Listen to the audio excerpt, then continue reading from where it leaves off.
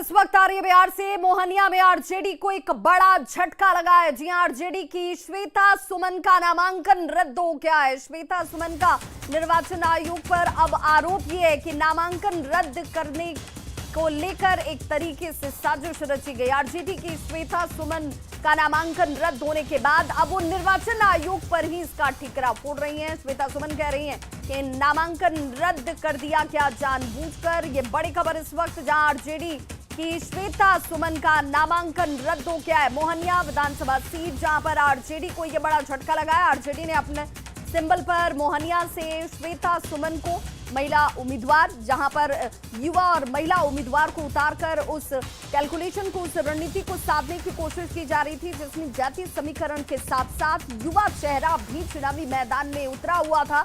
लेकिन एक बड़ा झटका आरजेडी के लिए इसे माना जा रहा है। आरजेडी की श्वेता सुमन का नामांकन रद्द हो गया है। श्वेता सुमन हालांकि इसे लेकर अपनी नाखुशी और नाराजगी जाहिर करती नजर आ रही हैं। श्वेता सुमन निर्वाचन आयोग पर आरोप लगा रही हैं नामांकन रद्द करने का।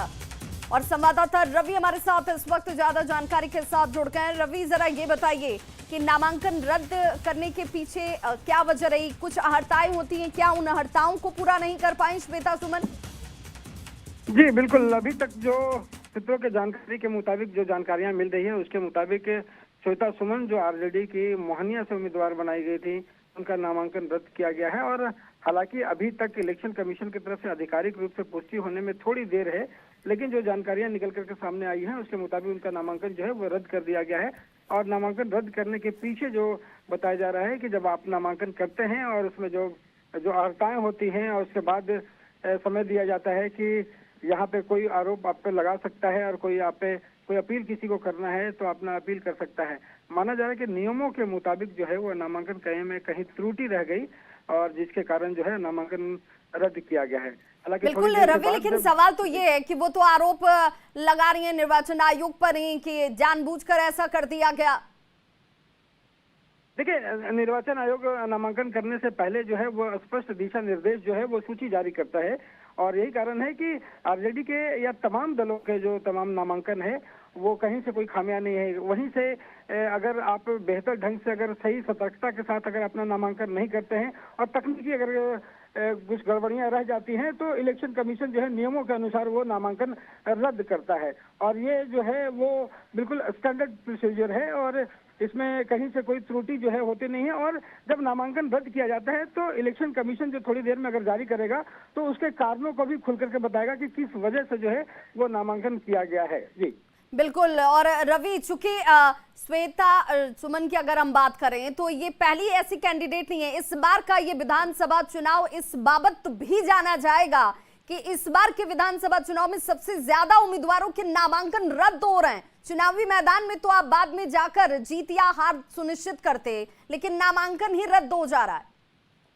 हाँ जी बिल्कुल। और देखिए, ये कई जगह से ये सूचनाएं लगातार आ रही है कि नामांकन जो है वो रद्द हो रहा है और इसके पीछे की वजह जो ये माना जा रहा है कि जिस तरीके से अंतिम समय तक, जब तक नामांकन करने की जो आखिरी तारीख है, आखिरी तारीख तक जो है वो सिंबल बांटे गए हैं और ये बताया गया है, टिकट दिए गए हैं और बताया गया है कि जाकर के नामांकन करें।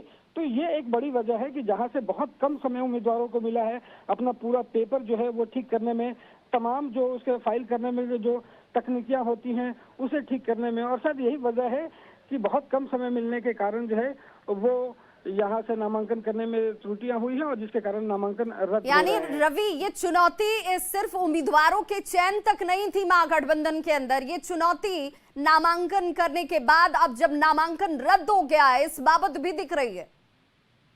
जी बिल्कुल। और यही देखिए, जब आप सीटों का बंटवारा समय से नहीं करते हैं और जब सब कुछ जो है अपने गठबंधन के बीच या अपने दलों के बीच में अगर स्पष्टता नहीं रहती है तो ऐसे नतीजे सामने आते हैं जहां पे जल्दीबाजी में काम किया जाता है। और जो न सिर्फ उम्मीदवार को लेकर के, अगर किसी का नामांकन रद्द होता है तो यहाँ से न सिर्फ उम्मीदवार बल्कि यहाँ पे देखिए दल को भी बड़ा नुकसान है। अगर मोहनिया में आरजेडी के उम्मीदवार अगर नामांकन रद्द हुआ है, अब नामांकन हो नहीं सकता है, तो एक ढंग से कहें कि विपक्ष को जो एक ढंग से वॉकओवर मिल जाता है तो ये लड़ाई जो है वो आसान हो जाती है। तो मुश्किल यही है कि जल्दीबाजी में कम समय मिलने के कारण जो है वो सारी ये परेशानियां निकल करके सामने आ रवि, रही क्या हैं। यही वजह है कि श्वेता सुमन अब ये कह रही हैं कि भाई ये कैसे हो गया, नामांकन रद्द कैसे हो गया? तो अब इसकी आधिकारिक पुष्टि भी होगी और आपको बाकायदा जानकारी भी दी जाएगी कि आखिर कहां पर आपकी तरफ से त्रुटि हुई। रवि, आप हमारे साथ बने रहिए। जरा श्वेता सुमन जो आरोप लगा रही है वो कह क्या रही है, वो अपने दर्शकों को सुना दें। की है, उनका भी सर्टिफिकेट, उनका भी जाति प्रमाण पत्र लगा हुआ था, लेकिन उनका हो गया, लेकिन मेरा नहीं हुआ। क्यों? क्योंकि भाजपा को और उनके उम्मीदवार को मुझसे डर है, मेरे पार्टी से डर है और राष्ट्रीय जनता दल की सरकार आने से डर है, इसलिए वो अन्याय कर रहा है। अभी सोच लीजिए कि जब व्यक्ति को चुनाव लड़ने नहीं दिया जा रहा है, लोकतंत्र में उसको ये अधिकार नहीं है, तो आप सोचिए कि जब उनकी सरकार आएगी पूरी तरीके से तो वो क्या करने वाले, बिहार का नाश करने वाले हैं वो। तो अब आरोप लगाया गया था कि मेरा जाति प्रमाण पत्र, मैं यूपी की हूँ, मेरा जाति प्रमाण पत्र यूपी का नहीं होकर के मैं यहाँ की मूल निवासी नहीं हूँ, जबकि मैं 20 सालों से मैं यहाँ पे रह रही हूँ। तो सुना आपने, श्वेता सुमन को ये कह रही हैं कि भाई जाति प्रमाण पत्र, उन्हें जानकारी भी दी गई है, यानी कि एक तरीके से अब इसकी सिर्फ आधिकारिक पुष्टि होना बाकी है निर्वाचन आयोग की तरफ से। लेकिन निर्वाचन आयोग की पुष्टि आधिकारिक तौर पर होने से पहले श्वेता सुमन ने ये जरूर कह दिया है कि भाई उनका जो नामांकन है वो रद्द कर दिया गया है।